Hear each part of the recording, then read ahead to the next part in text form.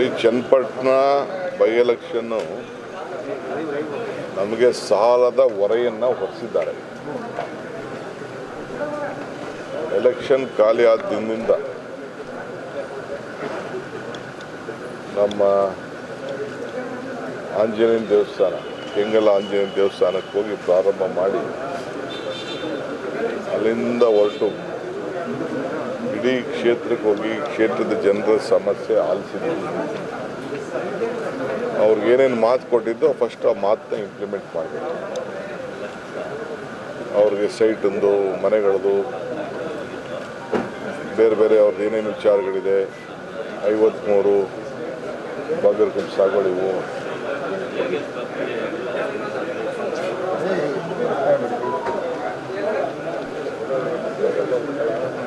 Site, ಬಗರ್ road, ಕೆಲವು ನೀರಾವರಿ, ಇದು ಕೆಲವೆಲ್ಲ ಸಮಸ್ಯೆಗಳೆಲ್ಲ ಇದೆ.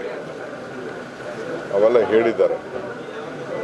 ನಾನು ಮುಂಚಿತವಾಗೆ ಬೆಳಗಾಂ ಹೋಗೋದ್ರೊಳಗಡೆ ಒಂದಿನ ನಾನು, ಯೋಗೇಶು, ರಾಮಲಿಂಗಾರೆಡ್ಡಿ ಅವರು ಸ್ವಲ್ಪ ರೆಸ್ಟಲ್ಲಿದ್ದಾರೆ, ಅವ್ರಿಗೆ ಕಾಲು ಆಪ್ರೇಷನ್ ಆಗಿದೆ.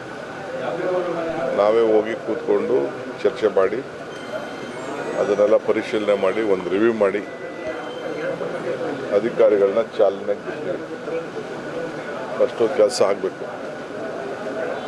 ಆ ಕೆಲಸನ ನಾವು ಮಾಡ್ತೀವಿ. ಈ ಮಧ್ಯೆ ನಮಗೆ ಭಾಳ ಜನ ಸಹಾಯ ಮಾಡಿದ್ದಾರೆ.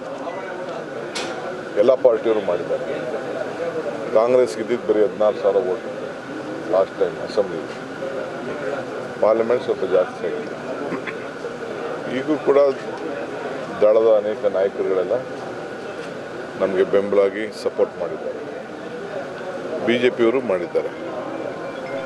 BJPಯವರೆಲ್ಲ ಬಂದು ನಮ್ಮ ಜೊತೆ ಬೆಂಬಲ ನಿಂತ್ಕೊಳ್ಳಿಲ್ಲ ಅಂದರೆ, ಅವರು ಪರೋಕ್ಷವಾಗಿ ಪ್ರತ್ಯಕ್ಷವಾಗಿ ಸಹಾಯ ಮಾಡಿಲ್ಲ ಅಂದರೆ, ದಳದವರು ಸಹಾಯ ಮಾಡಿಲ್ಲ ಅಂದರೆ ನಮ್ಗೆ ಇಷ್ಟು ಓಟು ಬರ್ತಿರಲಿಲ್ಲ. ನಾವು ಅದಕ್ಕೆ ಅವ್ರಿಗೆಲ್ಲ ಅಭಿನಂದಿಸ್ತೇನೆ. ಮುಂದಕ್ಕೆ ಅಭಿವೃದ್ಧಿ ಮಾಡ್ಕೊಂಡು ಹೋಗೋಣ, ಅದು ನಮ್ಗೆ ಇಂಪಾರ್ಟೆಂಟ್.